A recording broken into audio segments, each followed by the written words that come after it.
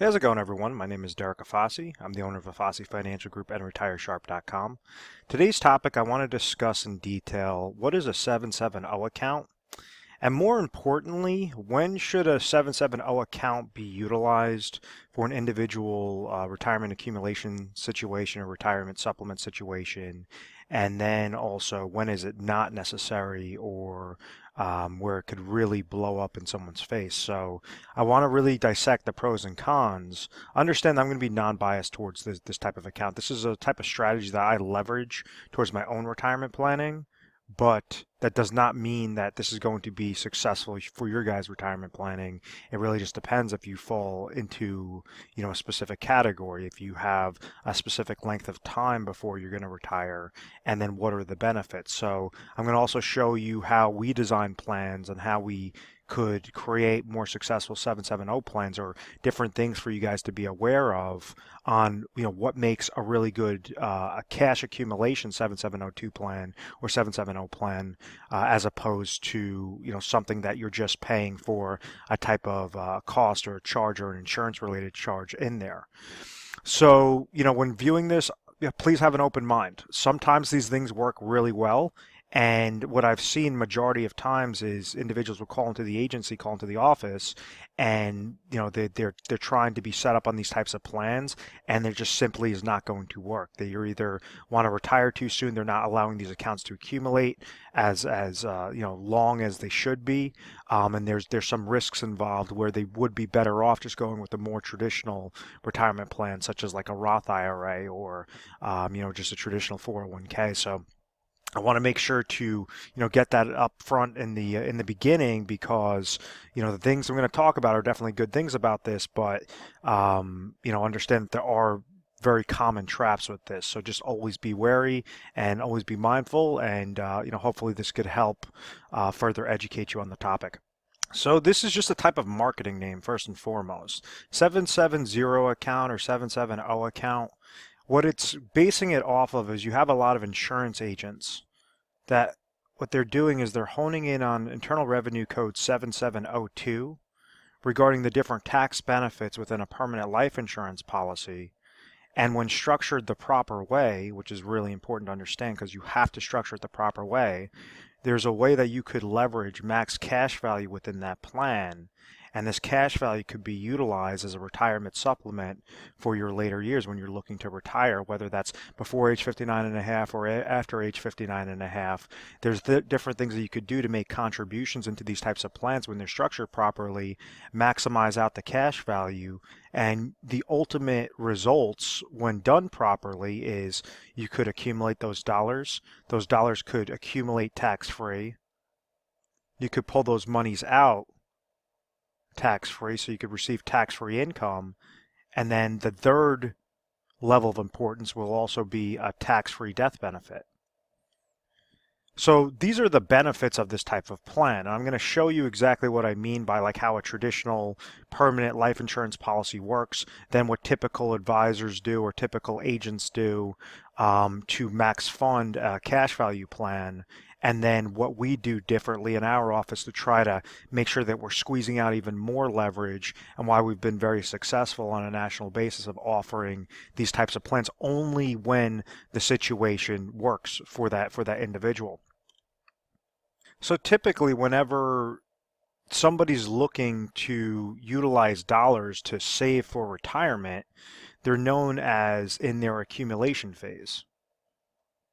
They're trying to accumulate their dollars as much as possible. If they went and someone took $1,000 a month and was throwing it underneath their mattress, and they're doing that, they're placing away $12,000 a year for 10 years, they understand when they look underneath their mattress they'll have $120,000 that's sitting there. So that's a type of savings component. Well, rather than just randomly throwing dollars under your mattress or throwing into your savings account, what you lose to is something known as inflationary risk and purchasing power risk, and different things that is essentially an invisible negative or invisible pressure that's going against those types of savings accounts. So rather than just say, okay, I'm just going to hoard my dollars, never receive a gain, an additional gain on those monies, never receive a loss on those monies. I just want to be able to touch it and feel it and, never have any sorts of increases. That could end up hurting that person later on. So this is where when someone's in their accumulation phase, they like to place their dollars into something and also get a rate of return linked to that type of account. So you think about this in the form of a bucket. When someone's trying to set up like a retirement account or an accumulation related account, they want to put contributions into a type of bucket, and then they want to also make sure that they have a rate of return associated with that bucket, so that it allows the combination of what they're placing in there and the rate of return to beat out that power of inflation, to get a good growth on that account, on that bucket, and then ultimately be able to have a nice large bucket by the time they retire, so that they could take out more and more and more dollars and not have that fear of outliving their monies. And this is where the accumulation or accumulation strategies come into play, because the most common type of accumulation product or for retirement would be an employer 401k account, which is just it's a type of retirement account that's established through an employer. And what they're saying is, if you're working for a company, you could go and take a percentage of your salary, place it into a type of bucket like a 401k. Your contributions will grow this bucket, and then depending upon what your rate of return is that's tied to this bucket will also increase this bucket.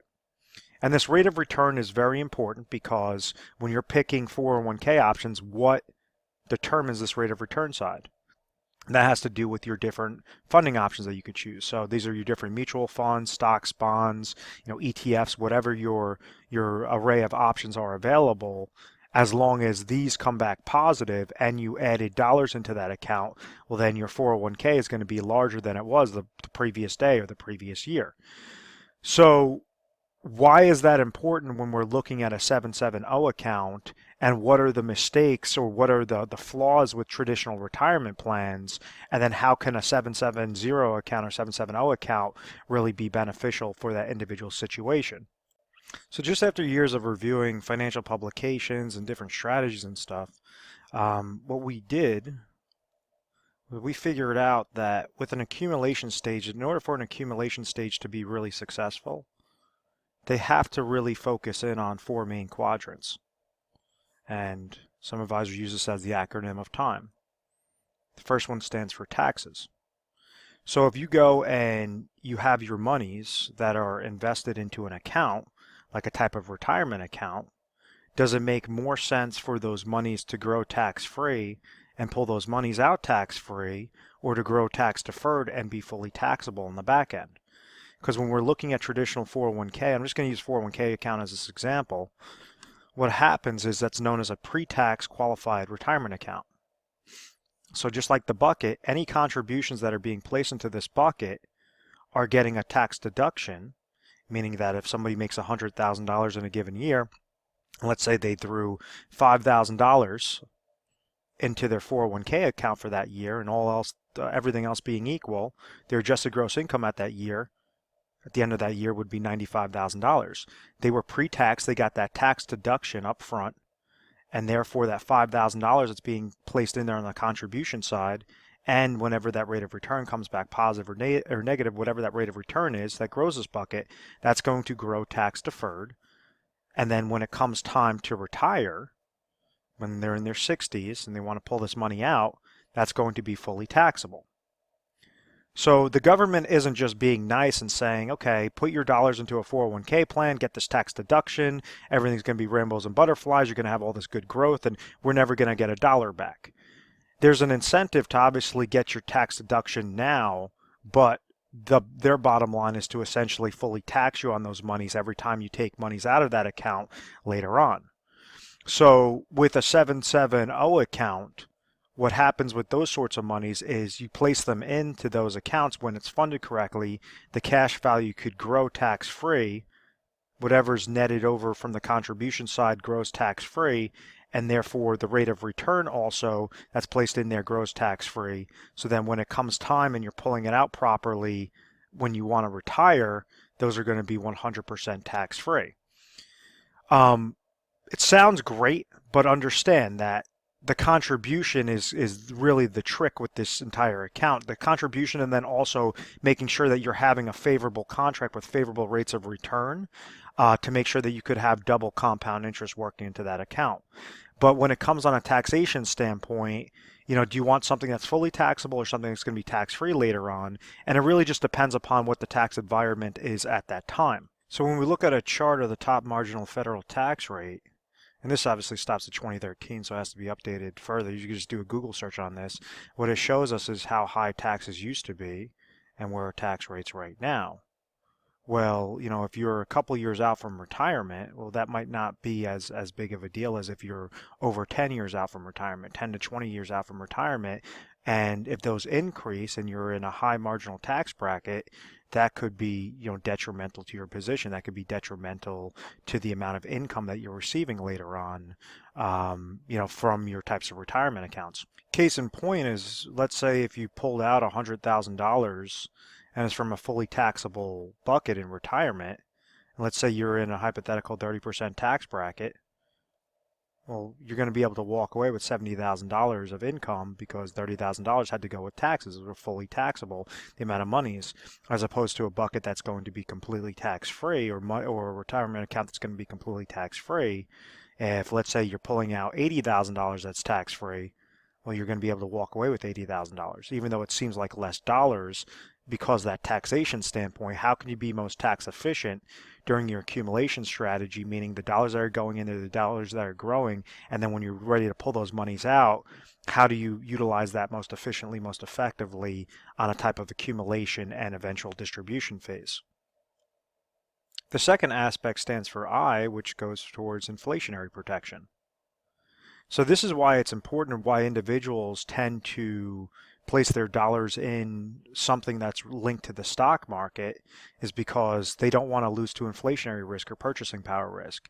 The way you could think of this is like a gallon of gas, 20 years ago was a lot cheaper than today. A house, a car, all these different things. You have different expenses that might be fixed, but majority of expenses are going to increase with the purchasing power risk and increase with inflation.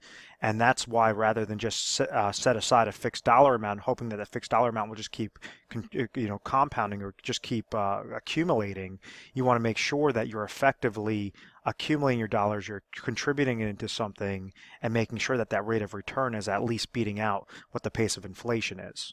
And the pace of inflation, rule of thumb, increases by about 2 to 4% in a given year. Some years you might not have any inflationary increase. You might have 4% the next year. So on average, rule of thumb is about 2 to 4%. So, that's a 401k can accomplish it, a traditional retirement account, a type of 770 account that could accomplish it. But understand that inflationary protection is a major player, especially when you have those 10, 20, 30 years out from retirement, or well into retirement, meaning that if you retire in the next 10, 15 years and then you're going to be living for another 20, 30 years beyond that, this is something that you want to have incorporated into your plan.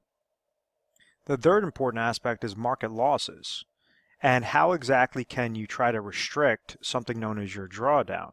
And this is something that the world's most successful investors do, even when they're investing their money is in the market and they're investing their monies in risk of saying that the markets could go up, the markets could go down.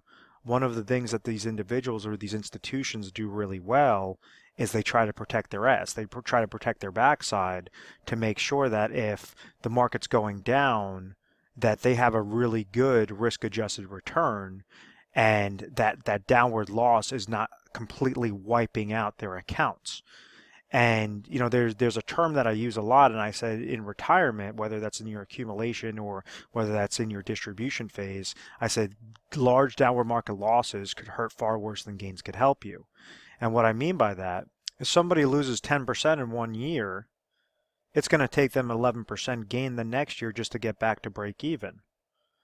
If somebody loses, as an example, 50% in 1 year, it's going to take them 100% gain just to get back to break even. So these are the large losses that I'm talking about. Is basically you're going to need that much more of a gain if you experience a large loss. And like if you had $100,000 that's currently sitting in your 401k account, and let's say your account dropped 50% the first year, and then it increased 50% the second year, well, on paper, your average rate of return, a minus 50 and a plus 50, your average rate of return is going to be 0%. In reality, your account would still be sitting at only $75,000. You'd have a real loss of minus 25% or minus $25,000. So you're going to need a full 100% gain just to get back to that, $100,000 mark, just to get back to break even. So that's why, market losses are something that's so crucial that a lot of individuals just try to, leave their money in the market. They don't really have a good strategy, and it ends up hurting them, especially when they're trying to near out for retirement. Case in point is like a 2001 or 2008 when you had large portfolios lost anywhere between minus 30%, minus 60% on average.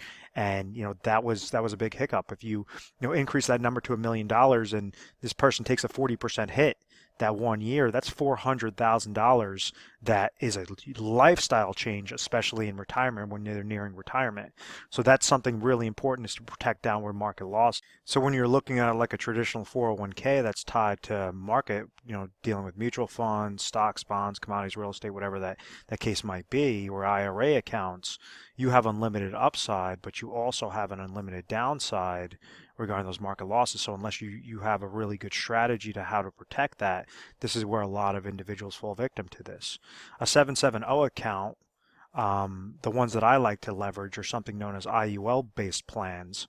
They grow when the stock market that it's linked to, when the index increases and gains 0%, you have a 0% floor, meaning you are not susceptible to those downward market losses whenever that stock market index goes down. So what it essentially allows is the contributions to go in there efficiently, effectively, and then that rate of return to not come back and be a detriment to that type of bucket. And like what I mean by that is if you take a given 401k in 2008, that this individual was placing dollars in there for years and years and years, was placing so many contributions. They got this side correct. It was this side, this rate of return, that could be positive or could be negative. And when that came back negative, even something as small as a 30% loss, that cut their portfolio in a third, and essentially hurt them with trying to plan out to how they properly retire. With these types of accounts, you have a positive contribution side when set up correctly, and then that rate of return side will either be 0%, meaning that negative is not going to hurt it, or it's going to be based upon whatever indexing strategy that is. And it's all specific towards carriers, towards companies, and all of that. So I'm going to get into that in a little bit later. So now it brings us to our fourth most important aspect, which are expenses. And I think this is probably the most important thing, because if a 770 account is more expensive than a traditional retirement account, why would you go into this type of product line? And this is something where agents and advisors, they get this part wrong time and time again, is what they try to do is always talk about these three main benefits, and then they steamroll whenever somebody asks them regarding the expenses. It's really important, if you are interested in a 770 account, or you're currently in the process of maybe getting set up, there's something that each agent could go and offer or show you, is something known as a cost of charges chart, where you could see to the decimal point what your current charges are currently, and then what they're going to be each and every year going forward. So if you're seeing astronomical monies that are coming out of a 770 account, and you know that those monies are a lot more expensive than what it would be going to a traditional retirement account, well, why would you go with that 770 account? It just doesn't make mathematical sense to do so. So that's the philosophy in getting set up in a 770 account. My basic rules, or my basic formula on this is, as long as somebody is over 10 years out from retirement, as long as they have about 10 years worth of accumulation that they want to set up, that might be a nice sweet spot for them regarding the 770 account. When they're before that 10-year mark, that's when the 770 account is typically going to be more expensive than a traditional play, and that's why I would typically recommend a traditional play. So, please be mindful of that, and I'm going to show you, okay, how does a typical permanent life insurance policy work, and then what are advisors doing to maximize out the cash value component, get into a 770 account, and then what do we do to further expand on that cash value accumulation and further expand on the amount of leverage that you could utilize with that type of cash value as a viable retirement supplement later on. So this is how a typical life insurance policy works. You might have seen this with other videos, but I'm going to correlate this to the conversation, regarding the accumulation phase. Each life insurance policy has something known as a death benefit that's attached to it. So with traditional life insurance, what happens is an individual is paying a premium dollar, and God forbid if they pass away, then this death benefit is going to get paid out to the beneficiaries, usually in the form of a lump sum.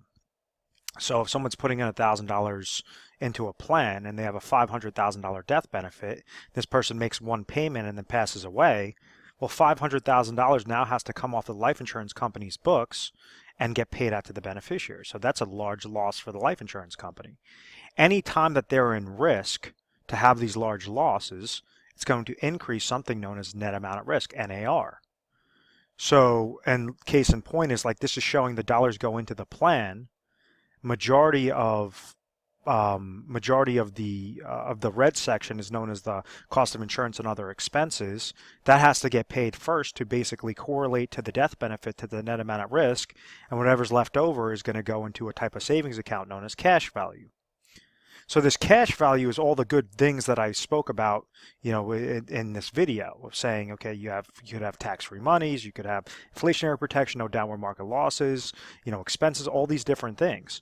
Well, unfortunately, this is how majority of individuals or majority of agents, or should I say life insurance agents, set up plans. Because they understand that the larger this death benefit is, the higher the cost of insurance is, and the higher that their commission is going to be. And therefore, the cash value, yes, it is still growing with those different components, but it's not going to be favorable when you're comparing it on a retirement supplement standpoint. When you're comparing the apples to apples with like a 401k or a Roth account, that's not even going to compare with being a viable option. So you have other agents that they say, okay, well, we're going to set up a cash value maximization plan for clients. And what they do is they'll have that same dollar that goes in there, but instead of a $500,000 death benefit, they're going to reduce this down to a $100,000 death benefit.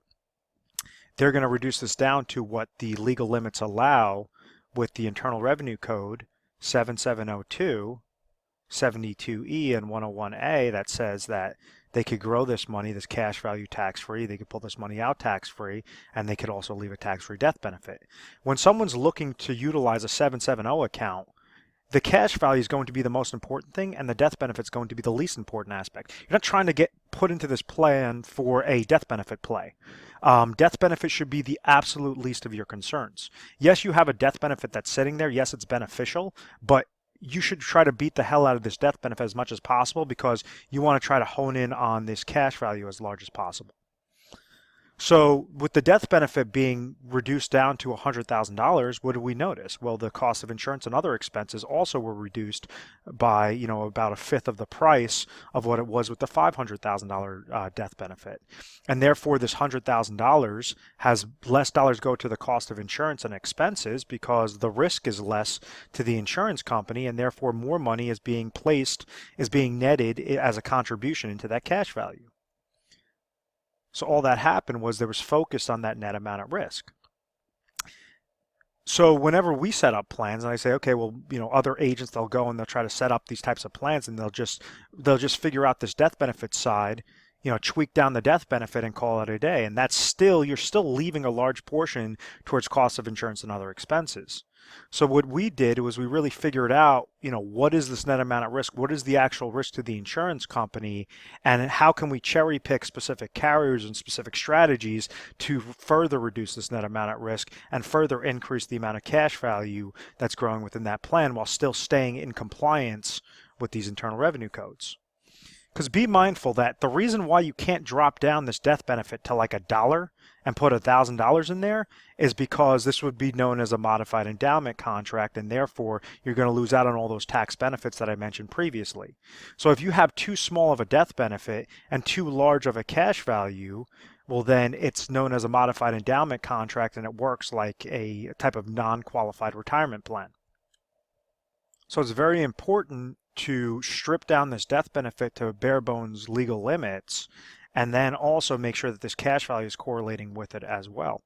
So when we set up our plans, we want it looking something like this, where you're still putting in that $1,000, that's fine. The death benefit is still sitting at the lowest that it can be, but we have a different cost of insurance and other expenses that are associated with our plans. what exactly did we do? Well, we honed in on a lower net amount at risk. With cash value plans, it's really important to make sure that this death benefit and this cash value are as close to each other as possible. This is known as the cash value corridor. So as cash value is increasing, we want death benefit to increase with it. If cash value goes down, we want death benefit to go down with it. So we want to keep these quadrants or this correlation as close to each other as possible to make sure that you're paying the smallest amount of cost of insurance and other expenses and reduces the net amount at risk to the insurance company, and make sure that in return you're receiving the least amount of costs. So that's one aspect, is making sure that that death benefit is as low as possible. Then it's correlating. It has something known as a cash value corridor that increases when it goes up and decreases when it goes down, each and every day, each and every year during your accumulation phase. Now, the second aspect that also shows a significant difference is this lower net amount at risk. Is majority of carriers, 99% of carriers and contracts, they offer this death benefit in the form of a lump sum. So what this says is this person puts in $1,000 and they pass away, $100,000 has to now come off the insurance company's books in the form of a lump sum. So if we're using not $100,000, but let's just use a $300,000 example to help further explain this hypothetical situation. And let's say this person threw in $1,000, they have a $300,000 life insurance death benefit. Well, 99.9% of companies are with company A that says a lump sum. What we did is we found a company that has a patent pending design that pays this money out in the form of annuitization. And it's very sloppy handwriting, but understand that if they have $300,000 with company A and this person passes away, $300,000 now in that day has to get off of the company's books, off of insurance company A's books. With company B, what they're doing is they're saying, okay, we're going to not pay you $300,000 lump sum, but what we can do is pay you $10,000 per year for up to the next 30 years and make sure that, yes, you are still getting paid that death benefit. So what that does is it has a much lower net amount at risk with insurance company B, is because they're able to hold on to those dollars for a lot longer, able to invest those extra dollars that they don't have to take off of their books, invest that on the back end and make interest on interest on interest.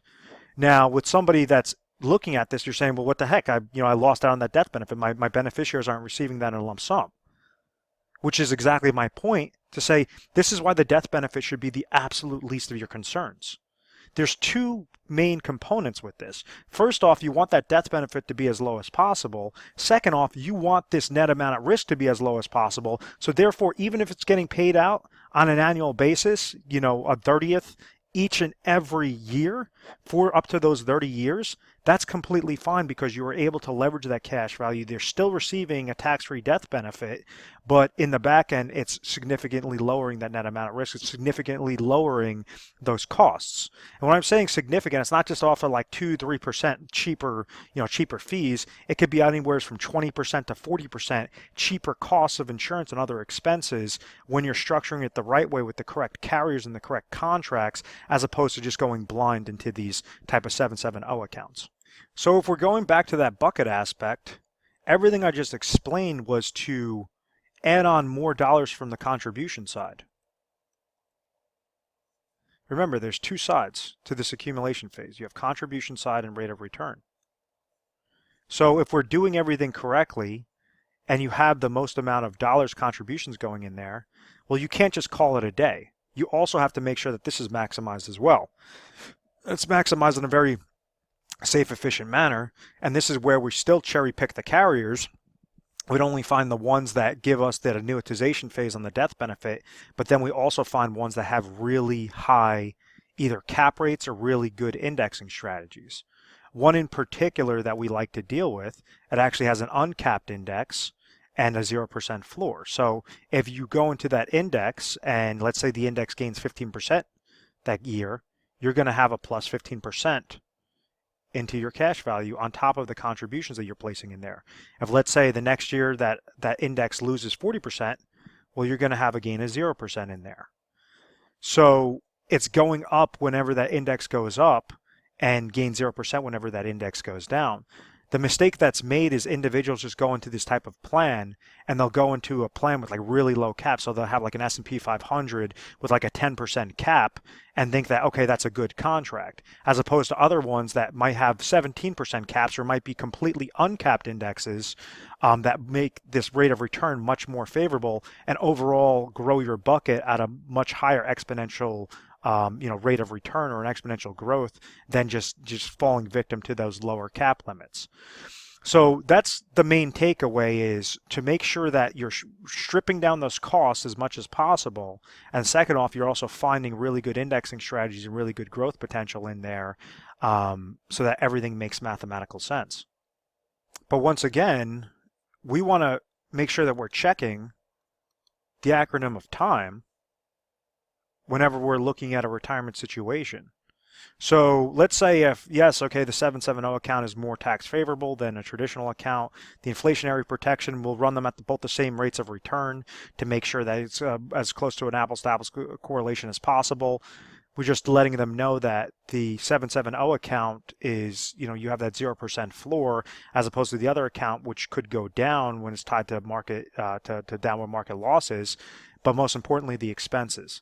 If someone's trying to leverage this and their account is too expensive, meaning that one aspect might be that they're uninsurable or they're highly rated, so therefore you have a higher cost of insurance in there and other expenses. Does it make more mathematical sense to go into a 770 account, or does it make sense not to just fully fund what you currently have through your employer? Another aspect is to do a blended strategy.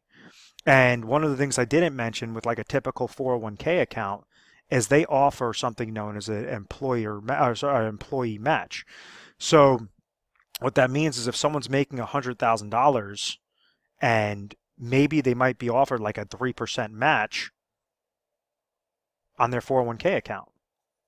So what this says is if this person contributes 3% into their 401k, their employer is going to give them 3% as well. So if they make $100,000 and they threw $3,000 in there, ultimately the employer is going to match 3%. It's an incentive to stay at that company, an incentive to invest your dollars into retirement plans, and therefore $6,000 is going to go into that contribution. If you're offered a match, you should not completely walk away from that 401k.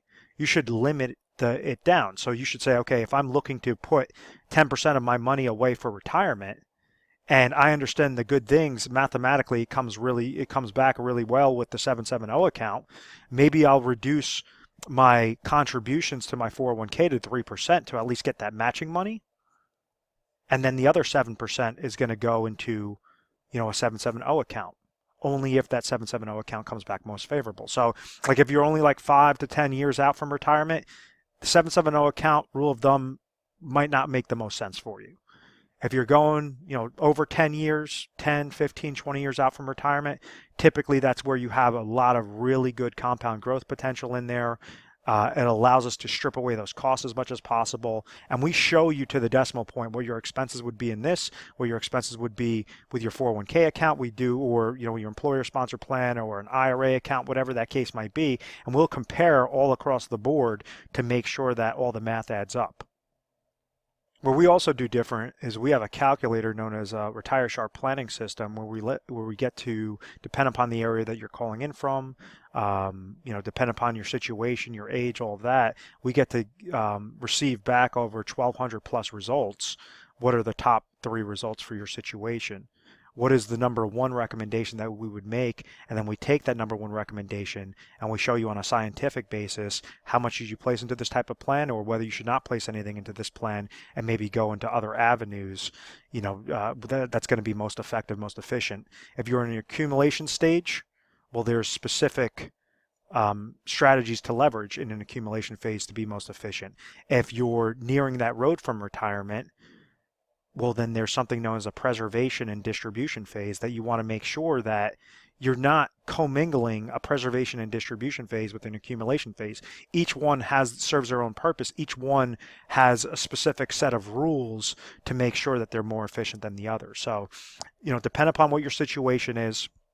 That's exactly what we're going to try to educate you on and make it very specific. But this could be leveraged really well. I do it for my own monies based upon my age, based upon the amount of dollars I'm placing in there. Some people watching this video say, what about Roth IRA? Roth IRAs are good, or Roth 401ks are really, really good. The problem is if you phase out of a Roth IRA, if you make too much money, you cannot contribute into a Roth IRA. It's known as a phase-out provision. So you could be adding dollars into a Roth IRA, add dollars into a Roth IRA for a couple of years. All of a sudden, you have those aspirations. You're making more money. It puts you over that limit. Both you and your spouse go over that limit. Well, now you can't contribute any more dollars into a Roth IRA. So that's where that hiccup kind of comes into play. And that's why I didn't really focus the conversation on there. But we also show you comparisons if you want to see, Roth accounts or whatever that case might be. We want to make sure that we're as transparent as possible. And as long as the science, the math comes back, that's when we'll give you the recommendation. If it doesn't come back most favorable, we're going to tell you something else. We're going to tell you don't utilize this type of plan. So if you're interested in seeing if this would be beneficial for your exact specific situation, give our 1-800 number a call. 1-800-566-1002. We offer 24/7 customer service. You can give us a call mornings, nights, weekends, holidays, whatever the case may be. You're going to be speaking to an assistant, and then you just reference this video, and we'll make sure that a specialist will be either calling you back or be transferred directly to a specialist and go from there. I think a more efficient, more effective way to do that, to set up an appointment, would be by going through our website. And when doing so, you could type in retiresharp.com. You could click on the link within this video, and retiresharp.com and FosseFinancial.com, they both go to the same place, but what you notice is a little icon pulls up on the right-hand side, bottom right, and it allows you to book your strategy session. So you actually get to see our calendar, and then when you schedule your appointment, it's more locked in there, and then you just leave your little note, say, okay, I saw something on a 770 account, I'm interested, so we'll make sure that specialist gives you a call, at that specific point in time. And please understand that I also handle a bunch of the appointments myself. So if you're calling in and you want to speak to me directly, just ask to speak directly to Derek, or basically make that note on the digital calendar, and we'll make sure to to have me contact you directly and go from there. And I could explain more specifically to your situation what I've explained in this video and previous videos. But we're A+ rated on the Better Business Bureau. I believe it is because of our methodical process of education first through literature pieces, personalized videos, whatever that case might be. But I want to thank you for watching this video. Please feel free to subscribe to our YouTube channel, Retire Sharp, so you can have access to the most updated videos. Thanks so much, guys.